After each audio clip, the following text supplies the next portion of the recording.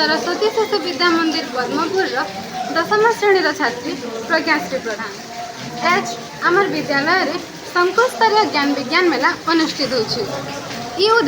आमर मुख्य अतिथि भाव जोग देछन आमर अतिरिक्त जिलापाल महाशया सरोजिनी प्रसन्न कुल्लू। तो आसुन आमे तांको ठारु किछि मतामत ग्रहण करबा।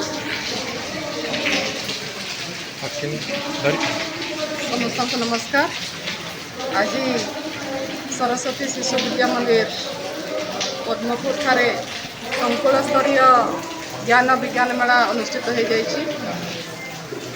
9टी सरस्वती विद्या मंदिर विभिन्न छात्र छात्री माने तांकर विभिन्न प्रकल्प नेकी आसीछंती अनेक उत्साह एवं आग्रहर सहित यही छोट छोट प्रकल्प गुड़िक से जीवन में आगक बढ़िया उत्साहित कर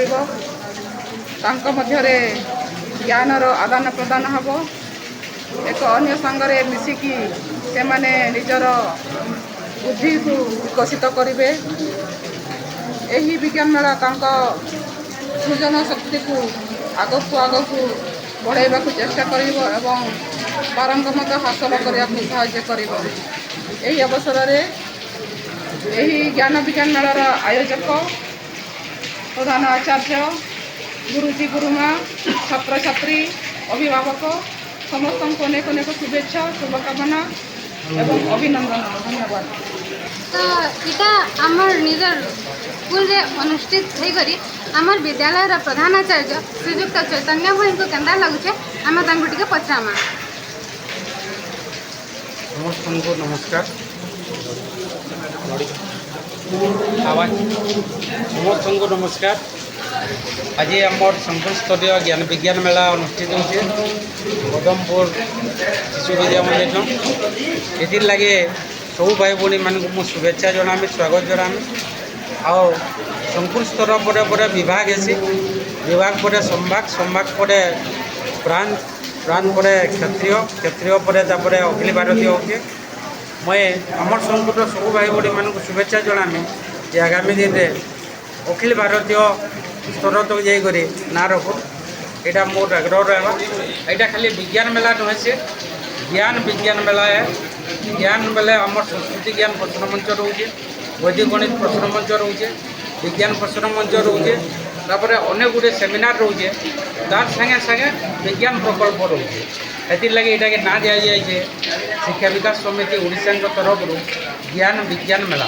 तो आज आमर ज्ञान विज्ञान मेला संकुल स्तर इन अनुष्ठित होगा लगे समस्त को मुझे फेर हार्दिक अभिनंदन स्वागत जनाऊे।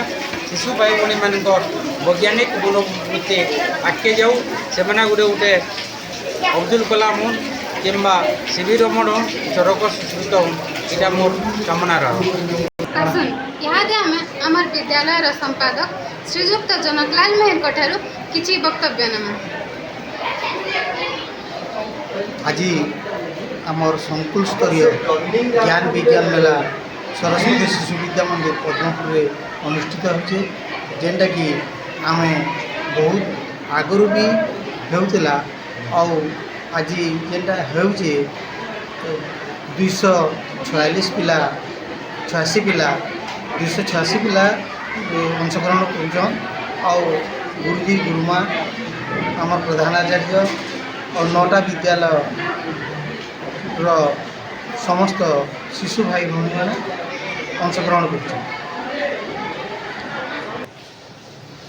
समस्ते यहाँ सुनले आमर मुख्य अतिथि प्रधान आचार्य तथा परिचालना समिति ये समग्र वक्तव्य यहाँ दे समस्त भाई भौणी मान को मैं शुभेच्छा और अभिनंदन जन पर्याय के इन शेष कर। धन्यवाद।